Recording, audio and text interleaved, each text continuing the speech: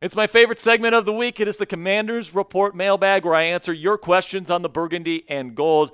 And you guys usually bring the heat here with good questions, so I can't wait to see what you got for me this week. But before we get into the questions today, click that subscribe button to join the most interactive community of Commanders fans anywhere on YouTube, right here on the Commanders Report. We got almost 50,000 subscribers already to our channel here. We have grown exponentially over the last 2 years. We are the fastest growing and now the largest individually run Commanders news program anywhere on YouTube. So if you guys want to help us out and you want to help yourself out here by joining thousands of other Commanders fans that have already clicked that subscribe button, do yourself a favor and click that sub today.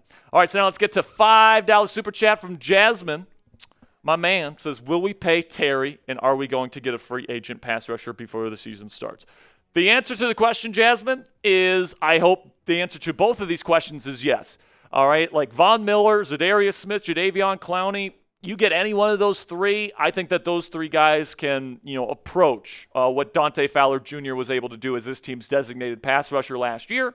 And then when it comes to paying Terry, unfortunately, Adam Peters is coming from the John Lynch school of contract negotiations here, which is lowball the shit out of a star player that you have until the very last second and then cave and give him the money that he wants. And it's just like, can we just pay Terry what he's worth? I mean, the highest paid receiver in the world right now is Jamar Chase at over $40 million per season.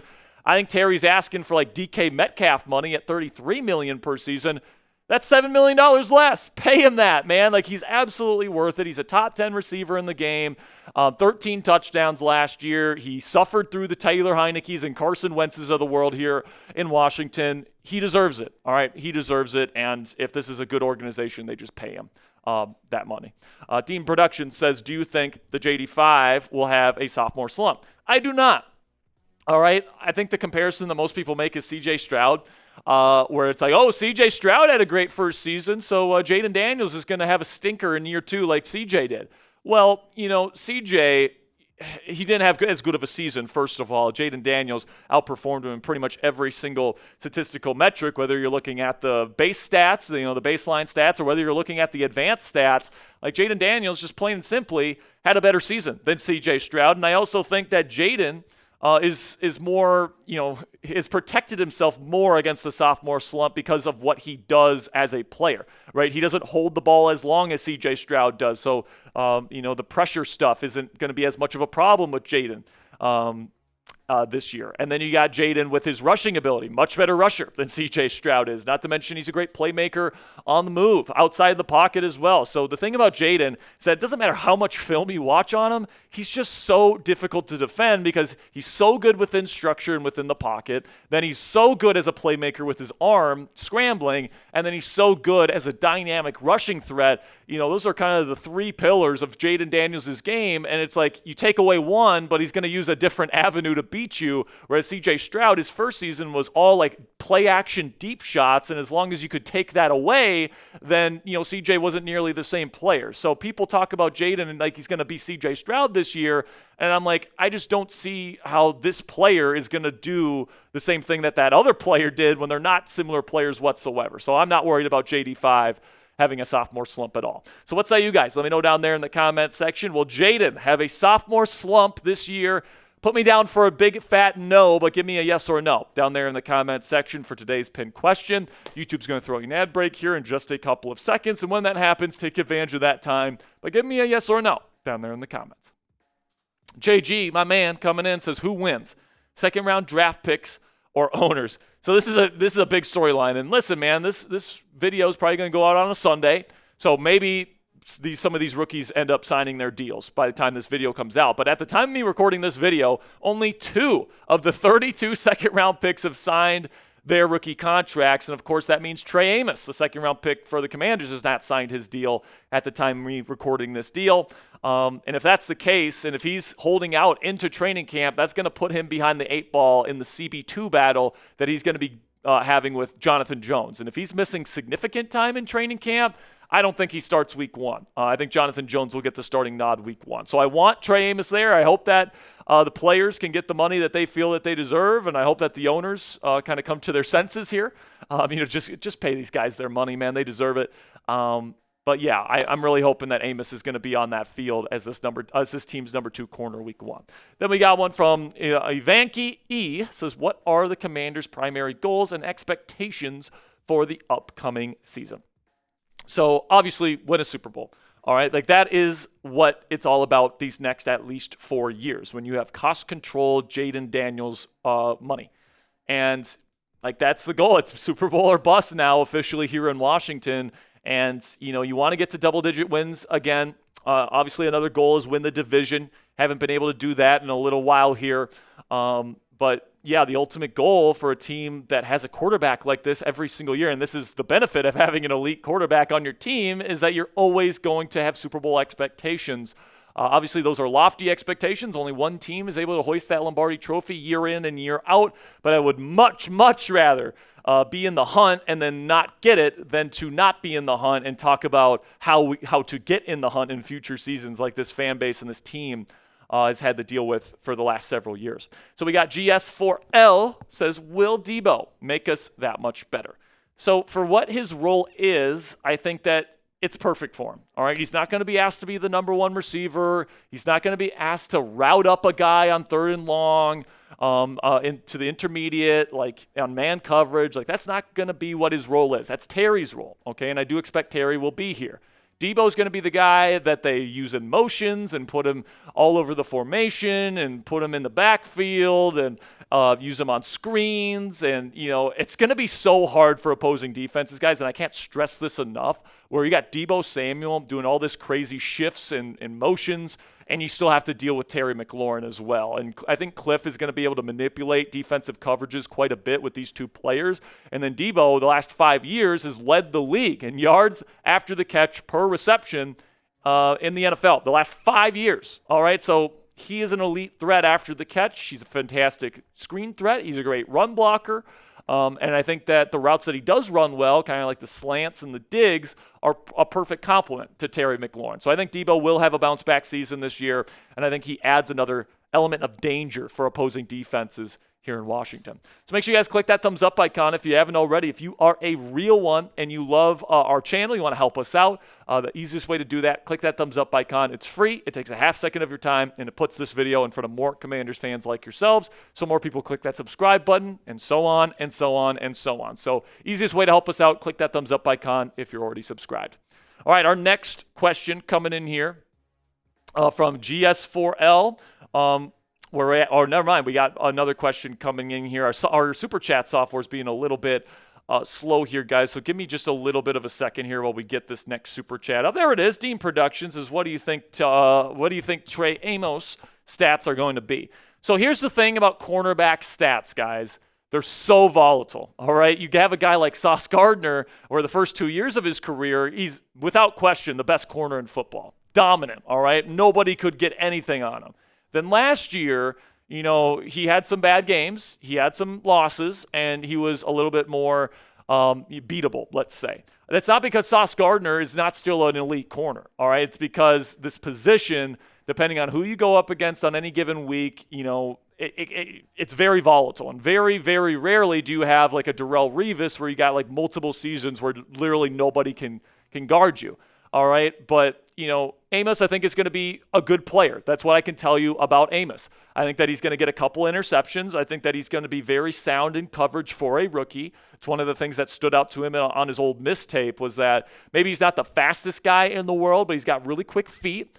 And he's going to be able to click and close really well in off coverage, but he's also long and physical enough to play in press. He's fast enough to stick with receivers in press coverage as well, which is important for this defense. He's just a fit with what the Commanders want, and he's going to be going up against number 2 corners this year, guys. So I think that Amos, if he plays and if he, hopefully, cross our fingers, he gets that contract done before camp and he's ready to go, I think he's going to have a hell of a rookie campaign. Then we got Jasmine again, says, so are we going to utilize Luke and Ben? Talking about Luke McCaffrey and Ben Sinnett. The way that the wide receiver room is kind of playing out right now, especially if Terry's on the roster, is that Luke's going to have to earn everything that he gets. All right, you got Terry, you got Deebo, and you've got Noah Brown. All right, so that at most is probably going to give Luke McCaffrey rotational reps if he earns them in training camp this year. He'll be the guy that comes in if there's an injury for sure. But then, hopefully he can carve out himself a role as maybe a yak threat. Maybe his route running has gotten better. It could be a little bit more of an intermediate threat on third downs. And of course, if there's an injury, he's going to have to step up if he's going to prove that third round pick this team spent on him was worth it. And then when it comes to Ben Sinnott, Zach Ertz is still going to be the number one tight end. He's going to be your possession type tight end. John Bates is going to continue to be your blocking tight end. You give him a nice 3-year contract this year. So Ben Sinnott is still going to be, not used a ton, but I think that he is going to be used more this year. I think he's going to be used as kind of like another manufactured touch screen type of player where, he's got really great athleticism, quick feet, physical after the catch. I think they might do some misdirection stuff this year where they might motion Deebo before the snap, get the defense's eyes on him, and then boom, they get it to Ben Sinnott on the other side of the formation with blockers in front of him on a screen, and that has the potential to be one of the staples in the Commanders' offense this year when they need a big play. So I think that Luke and Ben can certainly carve themselves out roles this year, but I think the way Dan Quinn, the head coach, wants it is that these guys got to earn everything that they get, and that's going to be the challenge for them heading into year 2. Then we got Jack Ridgway says, do you think they have a chance on beating the Chiefs? Yes, they do. All right, when you got a quarterback as good as Jayden Daniels.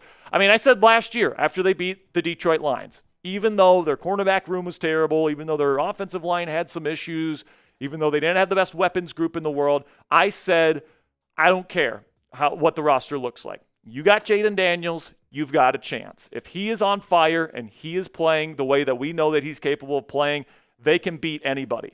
And we saw last year the Chiefs are not infallible. They got their ass handed to them by the Philadelphia Eagles. All right, so obviously the Eagles and Commanders roster-wise, I'd say the Eagles still have the better overall roster, but I would say the Commanders have the better quarterback, which gives the Commanders a chance versus them. It gives them a chance versus the Chiefs. It gives them a chance against the Bills. It gives them a chance against the Rams. It gives them a chance against any team that they play. So absolutely, the Commanders could beat the Chiefs.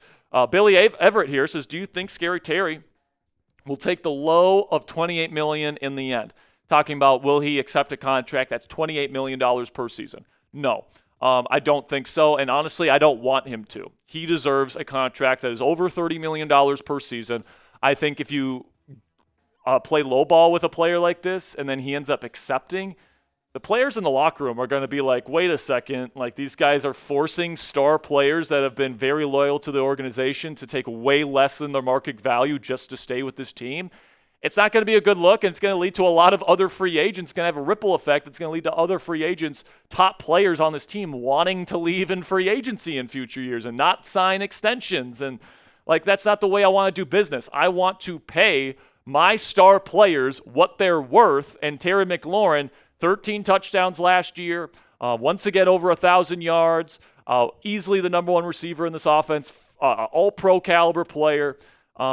He's going to be that again for this team this year. So I would pay him $33 million per season at least. That's what DK Metcalf got from the Steelers. I think he's better than DK Metcalf easily. He does everything for you. He's a yak threat. He's a route runner. He's a vertical threat. He's arguably the best contested catch receiver in the league too. He's got phenomenal hands. There's nothing this cat can't do. All right. So if you want to win a Super Bowl this year and you need Scary Terry to win a Super Bowl, I'm sorry guys, you're not paying your quarterback. So pay his weapon.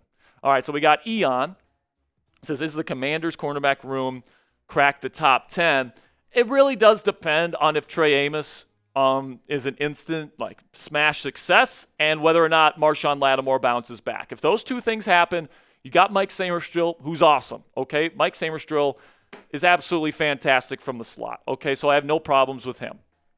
But obviously, Marshawn, coming off that hamstring injury, needs to prove A, that he can stay healthy, and B, that he's still the same player early on in his career when he was shutting guys down in press man coverage. And then Trey Amos, as a rookie, unproven, needs to come in and show what he's got as well. But they've got top 10 potential is what I'll say, Eon. They got to prove it, but they definitely have more talent in this room than they've had the last several seasons. So fill in the blank for me down there in the comments section. The Commanders have a top blank cornerback room in the NFL right now. I think they have top 10 potential. Will they get there? I guess we'll see. Let me know what you guys think down there in the comments section. Great questions yet again.